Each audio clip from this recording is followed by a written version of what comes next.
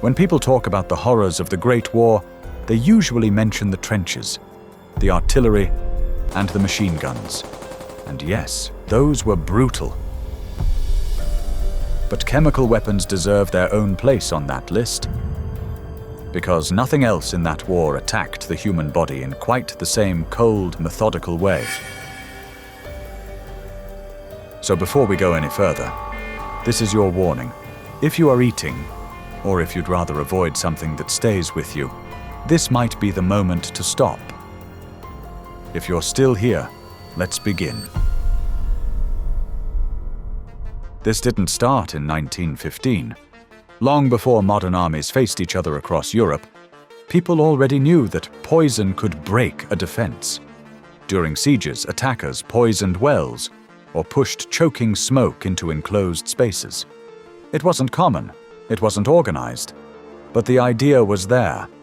And that matters, because chemical warfare didn't suddenly appear out of nowhere. It was something old, rebuilt with modern industry.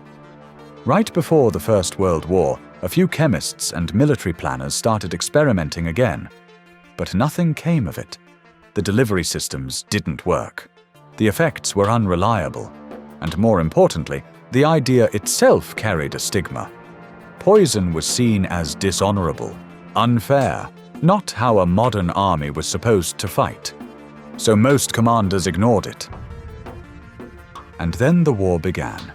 What was supposed to end in weeks turned into something else entirely. The Western Front locked into place. Trenches stretched for hundreds of miles, and neither side could break through. Machine guns cut down any advance. Artillery tore apart anything that moved. Even aircraft began to play a role. The result was simple. Movement stopped. Both sides were stuck. And once that happened, everything changed. Because now the question wasn't how to win fast, but how to break a deadlock that seemed impossible. And that's where new ideas started to appear. Some of them desperate, some of them disturbing. Chemical weapons were one of them. Germany was the first to seriously consider using chlorine gas. It wasn't even designed as a weapon, it was a byproduct of industry. But in the right conditions, it could do something no other weapon could. It could force an entire defensive line to collapse without a direct assault. There was just one problem: it was technically illegal. At the Hague Conventions of 1899 and 1907, nations had agreed to ban weapons that spread poison gas. But there was a loophole. The ban focused on projectiles, gas delivered by shells. So the Germans asked a simple question. What if you didn't fire it? What if you just released it? No shells, no projectiles. Just cylinders opened at the right moment, letting the wind carry the gas forward. Technically, they argued, that wasn't against the rules. And that's exactly what they did. On the evening of April 22nd, 1915, Allied soldiers in Flanders noticed something strange moving towards them. It wasn't artillery smoke. It wasn't a bombardment. It moved too slowly, too deliberately, and it had a faint green color. At first, some thought it was a smoke screen. But then it kept coming, and by the time they understood what they were looking at, it was already too late. More than 5,000 cylinders had been placed along the German lines. When they were opened, over 160 tons of chlorine gas rolled forward across the battlefield. The cloud sank low to the ground. It spread into trenches, it poured into dugouts, and the men inside had nothing. No masks, no protection, nothing that could stop it. Some recognized the smell, bleach, sharp and unnatural. Others didn't even get that far. Because once the gas reached them, it started to work immediately. Chlorine is heavier than air. That's why it moved the way it did, sliding into every low space where soldiers were trying to stay alive. And once it reached the body, it didn't just suffocate, it reacted. Anywhere there was moisture, the eyes, the throat, the lungs, the gas turned into acid. Inside the lungs, that reaction became something far worse. The tiny air sacs that normally pass oxygen into the blood began to break down. The body reacted by flooding them with fluid. Slowly the lungs began to fill. Not instantly, not violently, but steadily, relentlessly. Imagine trying to breathe while your lungs are filling with liquid from the inside. Each breath becomes harder than the last. Each second stretches longer. That's what chlorine does. Men tried to escape. Some climbed out of the trenches. Others collapsed where they stood. Many didn't even understand what was happening to them. Officers shouted orders that made no sense anymore. Lines broke apart. Units dissolved into individuals, each one trying to survive something they had never been trained to face.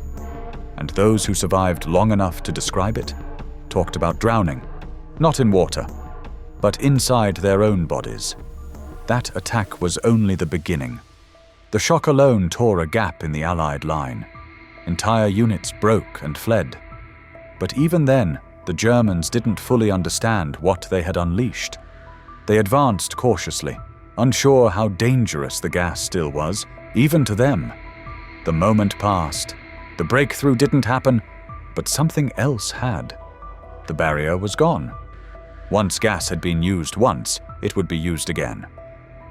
In the days that followed, more attacks came. The Allies adapted as best they could, improvised protection, soaked cloths, anything that might slow the effects. Men pressed wet fabric to their faces.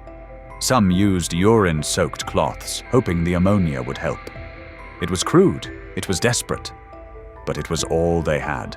And still, it wasn't enough, because the real change was already underway. Chlorine was only the first step. What followed was refinement. More effective gases, more controlled delivery, more deliberate use. Chemical warfare didn't remain an experiment, it became a system. And with that, the battlefield changed.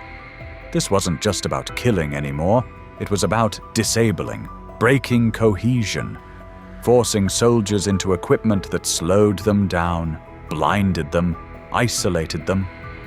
Gas didn't need to kill to be effective, it just needed to be there. And once it was, everything became harder.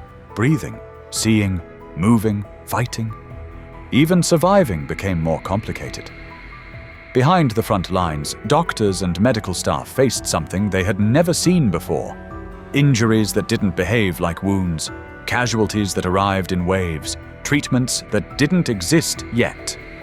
Men who looked unharmed suddenly collapsed hours later. Others lingered in agony, their condition worsening with no clear way to stop it. Medicine was reacting in real time to something it barely understood. And at the same time, industry had to respond. Protection had to be developed, produced, and distributed fast.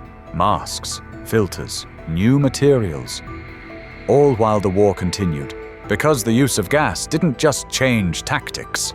It changed the entire system around the battlefield.